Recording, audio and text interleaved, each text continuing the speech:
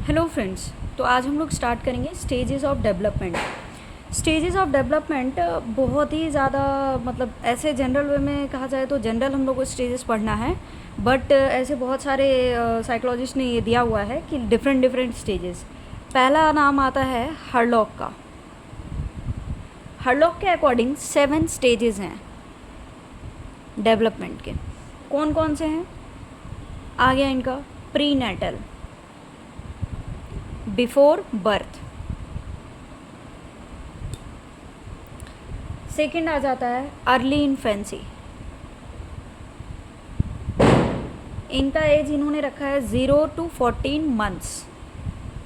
Third आ जाता है letter infancy, जिसका एज इन्होंने रखा 14 मंथ्स to 2 years। फिर आ गया चाइल्डहुड 2 to 11 years।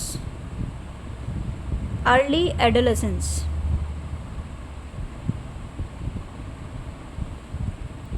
इसका रखा है 11 to 13 years। नेक्स्ट है एडोलेसेंस, इसका रखा 13 to 17 years। नेक्स्ट है लेटर एडोलेसेंस, इसका इन्होंने रखा है 17 to 21 years। ओके, चलिए नेक्स्ट स्टेज हम लोग देखेंगे। नेक्स्ट इसी में देखेंगे रॉस का। बस हम लोग इनके अकॉर्डिंग कितने स्टेजेस इन्होंने डिवाइड किए हैं और कौन कौन से स्टेजेस को किस पीरियड में रखा है वो बस देख लेना है, और फिर हम लोग जनरल स्टेजेस ही पढ़ेंगे। दूसरा आता है रॉस का। इनके अकॉर्डिंग 4 स्टेजेस हैं। कौन कौन से? पहला आ गया इन्फेंसी, इसका इन्होंने रखा 1 to 3 years। सेकंड आ गया अर्ली चाइल्डहुड, ये आ गया 3 to 6 years। थर्ड आ गया लेटर चाइल्डहुड, जिसका इन्होंने रखा 6 to 12 years। एंड लास्ट आ गया एडोलेसेंस, इसका रखा 12 to 18 years। ठीक है। थर्ड हम लोग देखेंगे कॉल्सेनिक के अकॉर्डिंग। जो जो इम्पॉर्टेंट नेम्स हैं बस उन्हीं का देखेंगे। थर्ड में है कॉल्सेनिक, इनके अकॉर्डिंग 8 स्टेजेस होते हैं डेवलपमेंट के। कौन कौन से? पहला हो गया हमारा प्री नेटल, को इन्होंने रखा कंसेप्शन टू बर्थ। मीन्स जब से बच्चा का कंसीव हुआ है उसके बाद से लेके बर्थ तक का एज रखा गया प्री नेटल। देन रखा गया नियोनेटल में रखा गया 0 to 3 या 4 वीक्स तक। ठीक है। फिर आया अर्ली इन्फेंसी, इसका स्टेज हुआ 1 से 15 मंथ्स यानी 1.5 साल तक का, सॉरी 1.25 साल तक का। फिर आया लेटर इन्फेंसी, ये आया 1.5 ईयर से लेके 30 मंथ्स तक। फिर आ गया अर्ली चाइल्डहुड,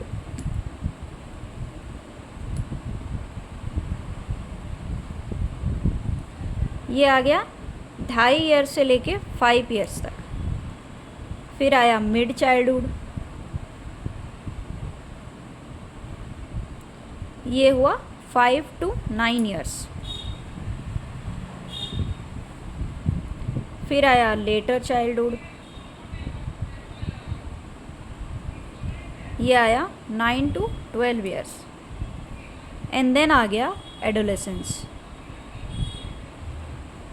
ये हुआ 12 to 21 ईयर्स। ओके, नेक्स्ट हम लोग देखते हैं कोल का। नेक्स्ट में कौन है? कोल के अकॉर्डिंग 12 स्टेजेस हैं। सबसे बड़ा इन्हीं का है। ये बहुत ज़्यादा इम्पॉर्टेंट नहीं है बट फिर भी जस्ट एक देख लेते हैं। पहला था इनका इन्फेंसी 0 to 2 ईयर्स। फिर आया अर्ली चाइल्डहुड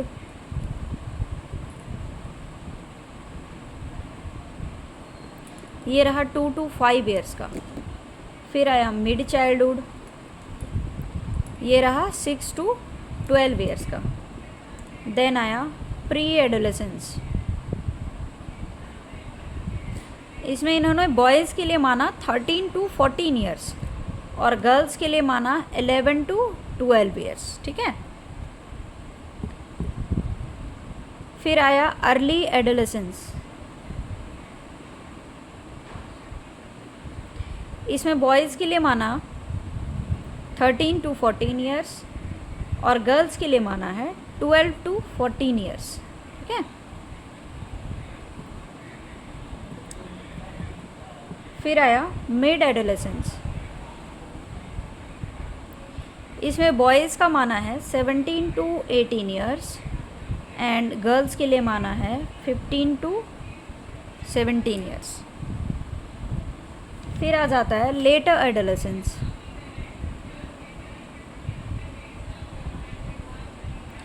इसमें बॉयज़ का माना है 19 to 20 ईयर्स एंड गर्ल्स के लिए माना है 18 to 20 ईयर्स। फिर आ जाता है नेक्स्ट इनका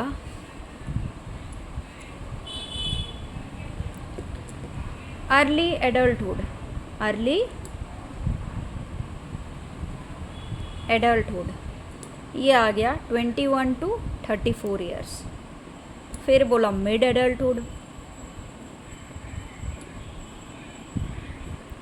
ये आ गया 35 to 49 ईयर्स। नेक्स्ट आ गया लेटर एडल्टहुड,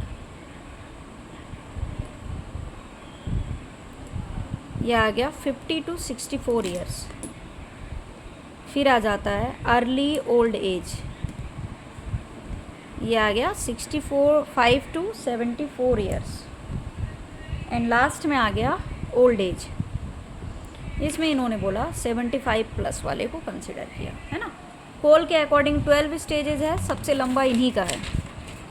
अब नेक्स्ट हम लोग देखते हैं सैले के अकॉर्डिंग।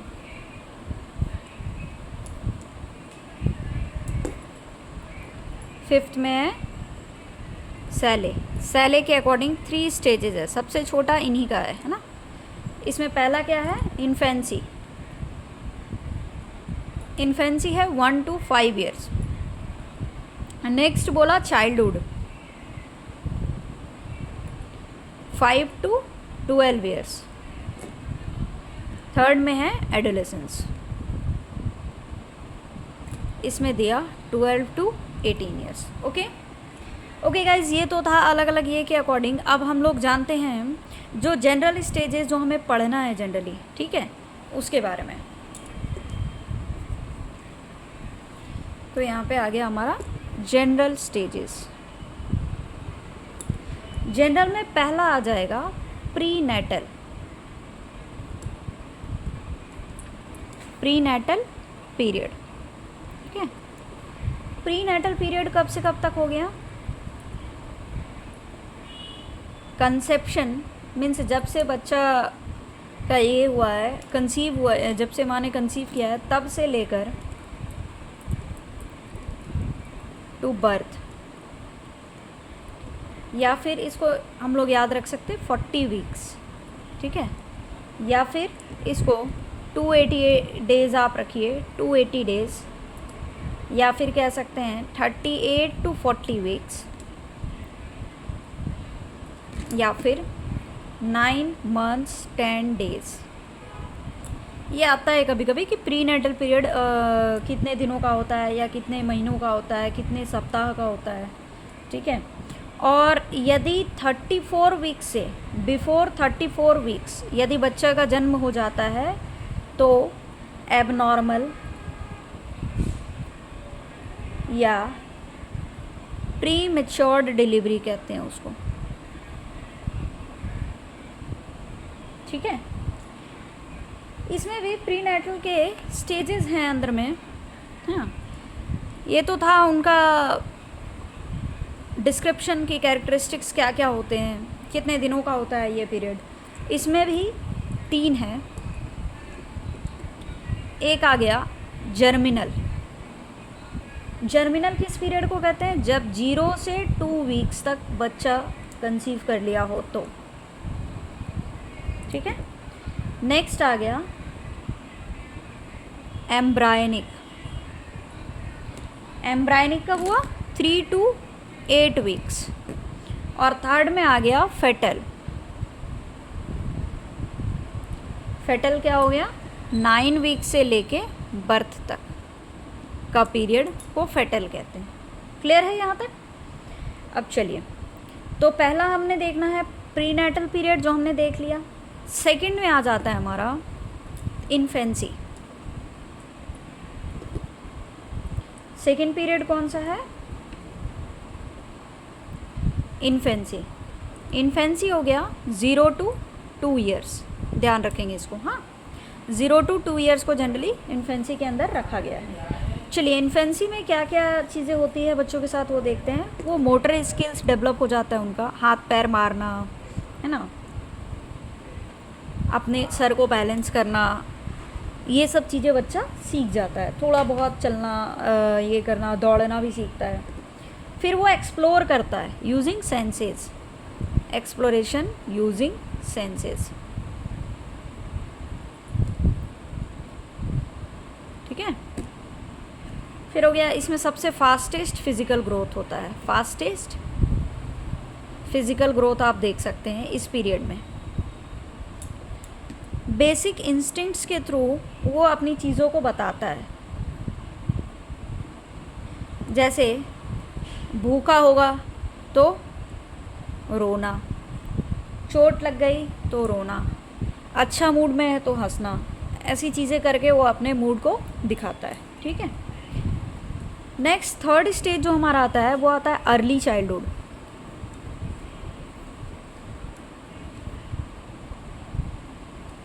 तीसरा कौन सा है?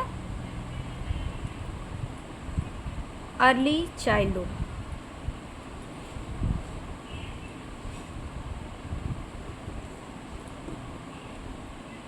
ये हो गया 2 to 6 ईयर्स के बच्चों को इसके अंदर रखा गया है। ठीक है, ये एज को हम लोग प्री गैंग एज भी कहते हैं। प्री गैंग एज मीन्स बच्चे इसमें झुंड में रहना पसंद करते हैं, प्री स्कूल्स में जाते हैं, तो प्री स्कूल एज भी कहा गया। इसमें प्ले वे लर्निंग से वो सीखते हैं, प्ले वे लर्निंग से सीखते हैं।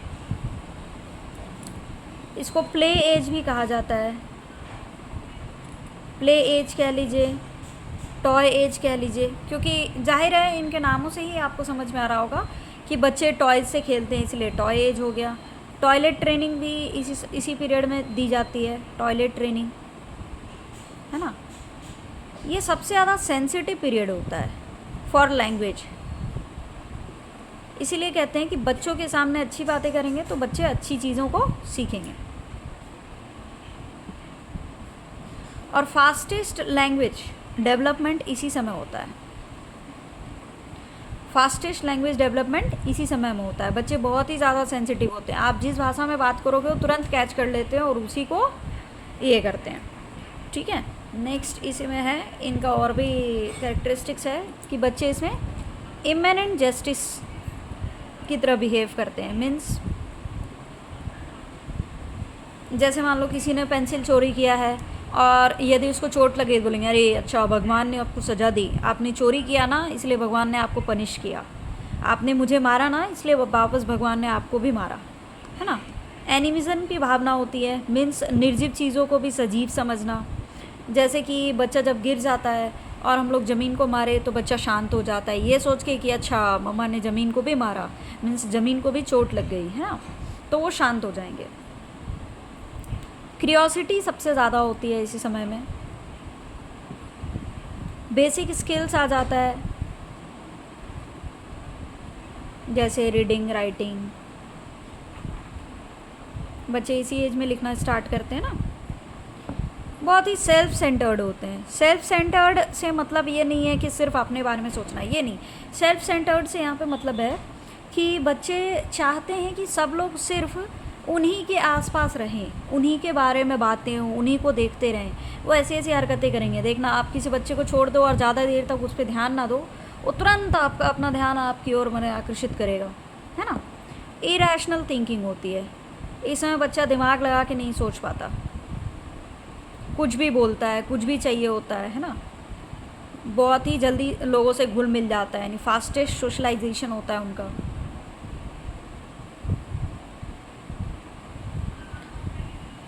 ठीक है।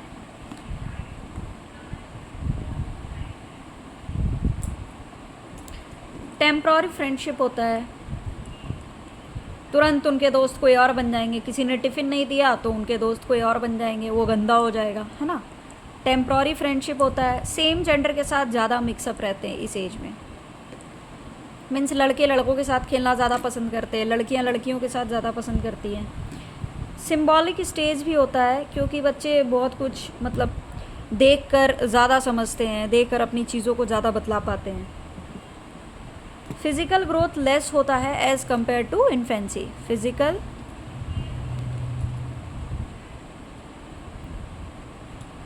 Less as compared to infancy.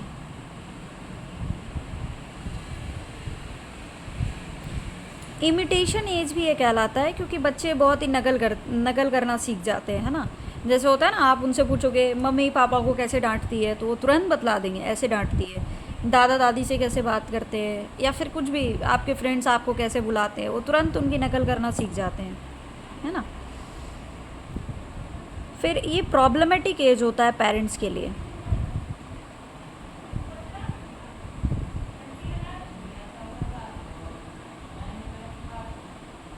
Problematic age for parents.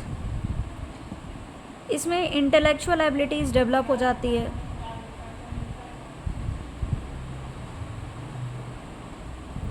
और दूसरों के बारे में धारणा भी तुरंत बना लेते हैं, है ना। जैसे मम्मी से उन्होंने चॉकलेट मांगा, मम्मी ने नहीं दिया तो मम्मी गंदी। ये सब चीज़ें बच्चों को बोलते हुए सुना होगा आपने, है ना। नेक्स्ट आ जाता है हमारा लेटर चाइल्डहुड। फोर्थ स्टेज है हमारा लेटर चाइल्डहुड, है ना। फोर्थ में है लेटर चाइल्डहुड। ये एज पीरियड है 6 to 11 ईयर्स और 6 to 12 ईयर्स कहीं कहीं, है ना। ये थोड़ा सा कन्फ्लिक्ट है, कोई दिक्कत नहीं है। इस एज में बच्चे स्कूल जाना स्टार्ट करते हैं, इसलिए इसको स्कूल एज भी कहा जाता है। इसको गैंग एज कहा जाता है। याद रखिएगा कि गैंग एज पूछे और प्री गैंग एज पूछे तो प्री गैंग पूछेगा तो अर्ली चाइल्डहुड, और गैंग एज पूछेगा तो लेटर चाइल्डहुड, है ना। कलेक्शन एज भी होता है, क्योंकि बच्चों को कितना भी दे दो, 4 शूज़ दे दो, फिर भी उनको और चाहिए होता है। अलग अलग टाइप की पेंसिल्स चाहिए होती हैं, है ना। तो कलेक्शन एज भी कहलाता है। ये गेम स्टेज भी है, क्योंकि बच्चे इसमें भी खेलना बहुत ज़्यादा पसंद करते हैं। स्यूडो मैच्योरिटी रहती है। स्यूडो मैच्योरिटी रहती है, मीन्स या कह ले सेल्फ सफिशिएंसी। मीन्स बच्चे अपने आप को समझते हैं कि मैं खुद से सब कुछ कर लूँगा, है ना। वो चीज़ मीन्स आप देखना, ड्रेस पहनाओगे इस एज के बच्चों को तो बोलेंगे नहीं नहीं मैं खुद पहन लूँगा, मैं बड़ा हो गया हूँ, है ना। कुछ भी चीज़ें खुद से उतारने लगेंगे कि नहीं मैं तो लंबा हो गया हूँ, अब तो मैं सारा चीज़ उतार सकता हूँ, है ना। इसको लेटेंसी एज भी कहा, लेटेंसी स्टेज भी कहा गया है फ्रूइड के द्वारा। फ्रूइड के द्वारा इसको लेटेंसी स्टेज भी कहा गया है, ठीक है। इंडस्ट्री वर्सेस इन्फेरियरिटी स्टेज भी कहा गया है। इंडस्ट्री वर्सेस इन्फेरियरिटी स्टेज भी कहा गया है। किनके द्वारा कहा गया है? ये इरिक्शन के द्वारा, है ना। ये क्यों कहा गया है? क्योंकि यहाँ पे बच्चे क्या होते हैं ना कि अपने आप को दूसरों से कंपेयर करना ज़्यादा सीख जाते हैं। वो अच्छा लिख पा रहा है, मैं अच्छा नहीं लिख पा रहा हूँ, उसका रिज़ल्ट अच्छा आ रहा है, नंबर अच्छे आ रहे हैं, मेरा नहीं आ रहा है। वो अपने आप को इन्फीरियर महसूस करने लगते हैं, है ना। ग्राउंड पे कोई अच्छा खेल रहा है तो उसको देख के इन्फीरियर महसूस करना। किसी के पास ज़्यादा अच्छी बुक्स हैं, ज़्यादा चीज़ें लेकर आता है तो खुद को इन्फीरियर महसूस करना, है ना। ये सब चीज़ें उनके साथ होती है। रैशनल लॉजिकल थिंकिंग स्टार्ट हो जाती है इस एज में। Rational and logical thinking,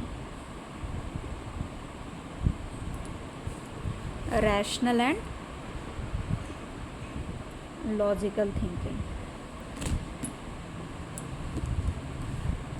physical growth इसमें आके स्लो डाउन हो जाता है, फिज़िकल ग्रोथ स्लो डाउन। इसको डर्टी स्टेज भी कहते हैं। देखते होंगे बच्चे कपड़े स्कूल पहन के जाते हैं या खेलने जाते हैं तो कितना ज़्यादा गंदा करके आते हैं। धूल मिट्टी में खेलना उनको ज़्यादा पसंद है। उनको ये समझ नहीं होती है इस एज में कि क्या अच्छा है क्या बुरा है, किस चीज़ के साथ खेले नहीं खेले, वो चीज़ें नहीं, वो धूल मिट्टी ज़्यादा पसंद करेंगे, है ना। चलिए, तो नेक्स्ट हम लोग आ जाते हैं अब एडोलेसेंस पे।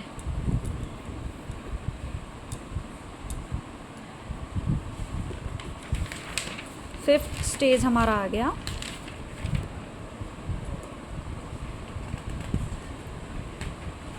एडोलेसेंस पीरियड, है ना।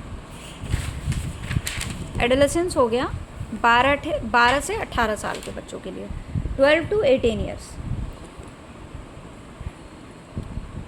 ये मोस्ट डिफ़िकल्ट पीरियड है, most difficult period of life, most difficult period of life. ये किसने कहा? WH किलपैट्रिक जी ने कहा है। ये प्रैग्मेटिस्ट थे। इनके अकॉर्डिंग एडोलेसेंस पीरियड जो है वो most difficult period of life है ना।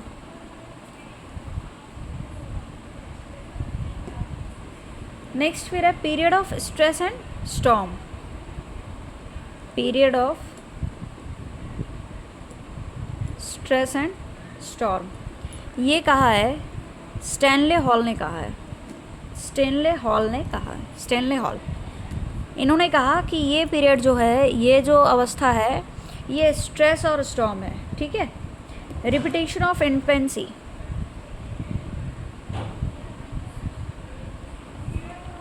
रिपीटेशन ऑफ इन्फेंसी, ये किसने कहा? जॉन्स ने कहा है। Tied in veins, tied in veins, ये हैडो कमिटी ने कहा है।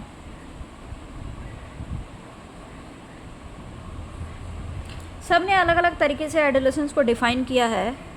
WHO के अकॉर्डिंग एडोलेसेंस का जो पीरियड है वो है 10 to 19 ईयर्स। इसको भी ज़रा ध्यान में रखेंगे। इस पीरियड को ट्रांजिशनल पीरियड भी कहा गया है, ट्रांजिशनल पीरियड भी कहा गया है, क्योंकि इस पीरियड में बहुत सारी चीज़ें जो हैं वो चेंज हो जाते हैं। जैसे रिलीजियस स्पिरिट आ जाते हैं, सोशल कॉन्टैक्ट्स बढ़ते हैं, है ना, भगवान को मानने लगते हैं, जो भी जिस रिलीजन का है उसको मानते हैं, रिलीजियस स्पिरिट आ जाती है, अपने अपने धर्म के प्रति कट्टर हो जाते हैं और सोशल कॉन्टैक्ट्स बढ़ना चालू हो जाते हैं, ठीक है।